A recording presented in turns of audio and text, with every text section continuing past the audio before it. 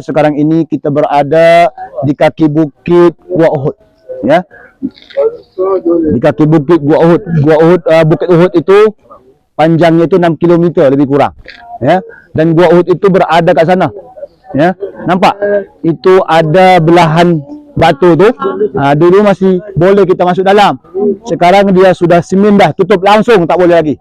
Dulu sebelumnya dia buat batu bata ataupun dia batu dekat batu situ kita masih boleh masuk lompat, ya. Sekarang dia sudah buat tinggi sehingga ramai jemaah tak dapat masuk lagi. Dan di sanalah dia yang dikatakan Gua Maharis. Kenapa dikatakan Gua Maharis? Sebabkan Nabi kita dilindungi oleh para sahabat dan diistirahatkan kat sana, ya. Dan itulah dia Gua Uhud yang dulunya pernah wangi, ya. Sampailah beberapa masa, ya. Tapi sekarang ini tak ada bau lagi lah. Jadi kepada semua jemaah yang kami muliakan, dan di hadapan kita ini adalah Masjid Fasah, ya, Masjid Fasah. Tapi tak ada masjidnya, hanya ada gambar macam tu je, 4 persegi. Dan di sinilah Nabi kita luka-lukanya dibersihkan. Dan di sinilah Nabi kita luka-lukanya dibersihkan dan diubati oleh Fatimah Az-Zahra, ya. Sementara Ali dia mencari air-air yang tersisa daripada musim hujan di lembah-lembah ataupun lembah-lembah yang ada di sekitar Bukit Uhud ini untuk membersihkan luka-luka Rasulullah SAW.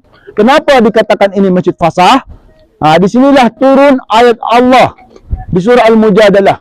Ya ayyuhalladzina amanu idza qila lakum tafassahu fil majalis fafsahu yafsahillahu lakum.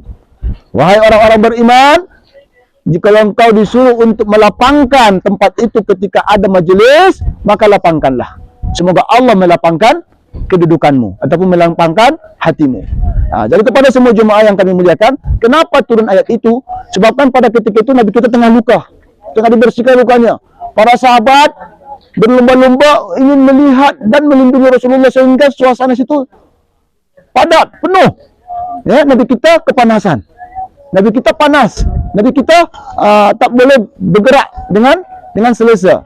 Sehingga datanglah ayat.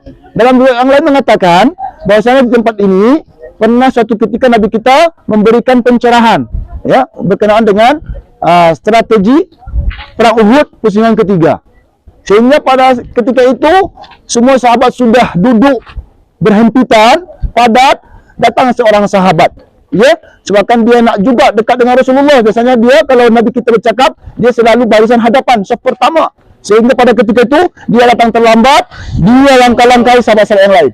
Dia langkah-langkah sahabat-sahabat yang lain sehingga dia duduk, ya, di antara sahabat-sahabat yang ramai. Sehingga para sahabat pun merasa jengkel, merasa marah, ya, tapi tak dapat marah. Datanglah ayat, ya ayyuhalladzina amanu idza qila lakum tafassahu fil majalis fafsahu yafsahillahu lakum. Lapangkanlah hatimu kalau ada majlis, jangan sempitkan hatimu. Macam tu dia. Macam keadaan kita dah dalam bas sempit. Lapangkanlah hati kita, ya, supaya lapang semua perjalanan. Okey, kepada semua jemaah ini dari Bukit Uhud, ya, saksi di mana Nabi kita berundur sampai ke sini dan Nabi kita pernah terluka kat sini dan dibersihkan oleh Fatimah luka-lukanya, dan para sahabat pun senantiasa melindungi Rasulullah. Dan dari sinilah pergerakan pusingan ketiga untuk memenangkan perang Uhud. Selepas Nabi kita berkumpul kat sini dengan para sahabat, Nabi kita buat strategi, ya. Dan ketika nak memerangi kembali musuh-musuh Allah, turunlah malaikat daripada bantuan Allah, ya. Dan mereka dibantu para malaikat. Pada ketika itu Talha bin Ubaidillah bersaksi, wahai Umar, saya bersaksi demi Allah, kami telah dibantu oleh orang-orang yang tak pernah kami kenal sebelumnya.